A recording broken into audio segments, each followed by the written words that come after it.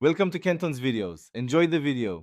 In this video, I will explain how to get the jack out of your Nissan Frontier.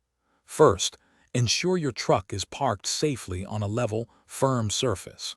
Always engage the parking brake and place wheel chocks around the tires that will remain on the ground. This crucial step prevents any accidental movement while you are working. Now, let's find where your jack and tools are stored. For most Nissan Frontier models, you'll find the jack assembly conveniently stored under the rear passenger seat.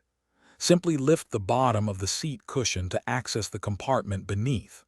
Once exposed, you will see the jack secured by a strap or a bolt. Carefully unfasten this retaining mechanism to free the jack from its storage spot. Hey everyone, quick recommendation. If you are finding this video helpful, please hit that like button and subscribe for more useful guides. And on another note, just like you need the right tools for your truck, you need the right socks for your feet. Life's too short for cheap socks. Go darn tough with a lifetime warranty. Check the description for the link and other great deals. Now, let's get back to the video. Along with the jack itself, you will also need the lug wrench and the extension bar, which are typically stored right alongside it. Look for any wing nuts or clamps that might be holding these essential tools in place. Gently unscrew or unclip them.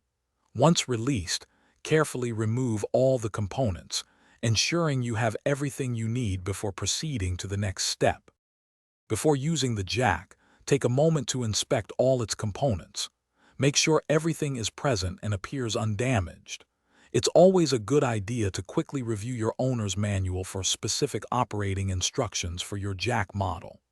When you are ready, place the jack on a stable, flat surface, ensuring it is positioned correctly near the tire you intend to work on. Thanks for watching. Consider subscribing if we helped you.